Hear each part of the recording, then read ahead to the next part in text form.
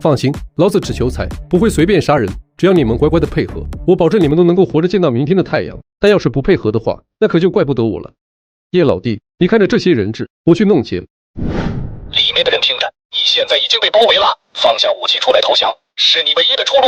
喊完话，总指挥便拿着扩音器站在原地等着。对于演习的套路，那自然是一清二楚。按照剧情，这时候劫匪一般会出来表现的负隅顽抗一下，然后巡捕施加一下压力，劫匪投降，演习结束。不过等了一会之后，那银行的大门却迟迟没有动静。2分钟、3分钟，直到5分钟过去了，银行大门依旧紧闭。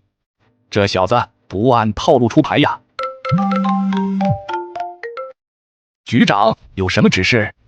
你在那里干什么？真正的劫匪难不成会因为你的喊话就出来投降了？你们已经赶到了现场将近10分钟的时间，除了喊话你还做了什么？难道劫匪不理你，你就一直在那里晒太阳？直播间之中几10万双眼睛盯着你们，你们就拿出这样的态度给他们看？你这是要把我们市局的脸放在地上踩，这是在演习，不是在演戏，别丢了我们市局的脸。是，局长，我知道了。队长，怎么了？2分钟之内，我要接入银行的内部监控，封锁这边的路口，不要让市民进入这一片区域，以免造成不必要的麻烦。还有，通知所有人，全部都打起精神来，演习不是演戏，都别抱着草草了事的心态，这将会是一场恶战。撤！叶老弟，所有的摄像头都用纸遮挡住了，咱们接下来干嘛？郑天和将摄像头处理完之后，来到了叶松身旁，颇为兴奋的开口。显然，面对抢银行当劫匪这种事情，郑天和还是比较亢奋的，这经历是真刺激。把他们的手机都收走，不要让他们与外界联系。明白。把手机都拿出来，你的，快点。老郑，人质数量太多，咱们人手少，这么多人质太难控制，因此下一步咱们得释放一部分人质。释放人质，行。叶老弟，你看看放谁？我现在就去放。人质的确要释放一部分，但还不是现在。你刚才在柜台装了多少钱？差不多50万吧，这个支行就这点现金流了。50万，这也太少了，不够刺激。那要不咱们威胁外面，让他们送几百万进来。一张全新的100元大钞重1.25克，100万也就是12.5公斤，300万重37.5公斤，也就是75斤。咱们2人就算是能从银行脱身，那也得逃亡。逃亡的路上负重75斤，怕也是极限了。而郑天和听着叶松的话，脸上的表情变得极为精彩。对于抢银行这事，自己这叶老弟怎么像是个熟手一般？队长，成功连上银行内部的监控了。闻言，李云伟看向屏幕，只不过屏幕就只剩下了白茫茫的一片，什么画面都没有了。这是怎么回事？好像是劫匪用什么挡住了。这小子还真是专业呀，看来对于这场演习，他还真是没少下功夫。卧槽，不得不说，主播这劫匪演的还真是专业呢。这一次的演习还真是不太一样啊，以前也不是没看过人家演习，但都实在是太儿戏了，像这么认真的演习还真是第一次见。主要是这劫匪的确很认真，现在这个社会这样的人的确很难见到了，可敬。说句不该说的，其实现在银行都已经被巡捕给围起来了，就算真劫匪也逃不掉了，拿着扮演的劫匪还负隅顽抗还有什么用呢？楼上兄弟的话可就错了，演习的目的是什么？就是在演习之中发现问题，然后在实战之中避免它。因此最好的演习就是无限接近实战。实战之中劫匪会在被包围之后就投降吗？既然不会，那演习里面的负隅顽抗就是有意义的。牛批，受教了。叶老弟，那咱们现在怎么办？既然游戏开始了，自然得抢一票大的。抢黄金。抢黄金。现在1克黄金的价格差不多是500块上下浮动，37.5公斤的黄金价值1500万，是同样重量现金的5倍，并且黄金密度高，同等重量下体积更小，携带更方便。重要的一点，黄金能够融化之后重铸，完全能够抹去银行的痕迹，追查起来难度极大，懂了吗？叶老弟，这家银行连独立金库都没有，那肯定没那么多的黄金，咱们怎么抢？这银行里面没有，自然会有人给来。人质数量太多，不利于控制，咱们得释放人质，但也总不能白白释放吧？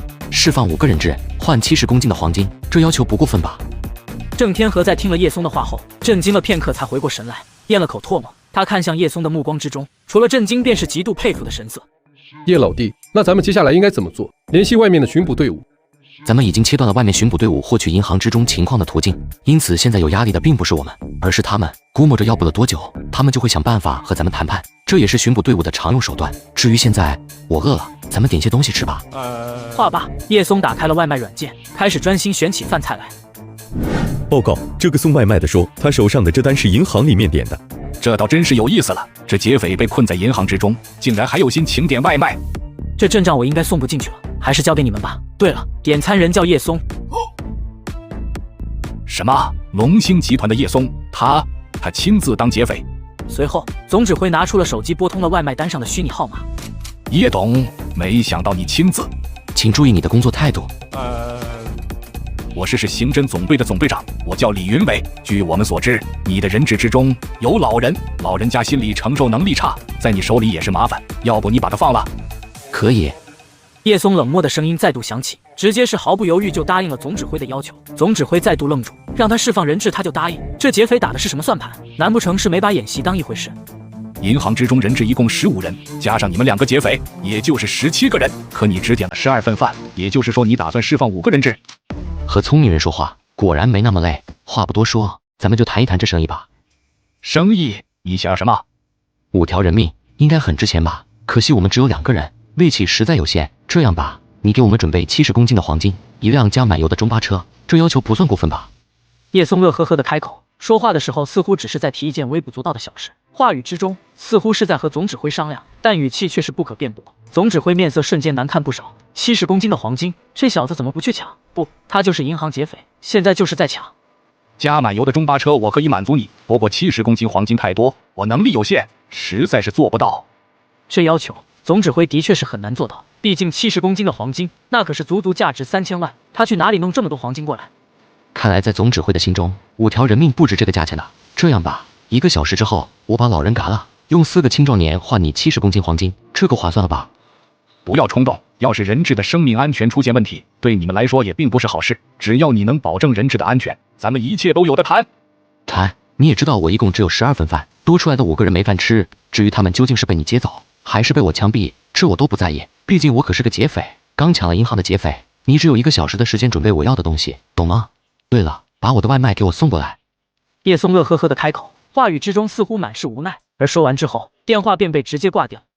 咱们还有1个小时的时间准备劫匪要的东西，同时特差小队组织行动，在劫匪释放人质的同时，从后门进入银行大厅，击毙劫匪。得令。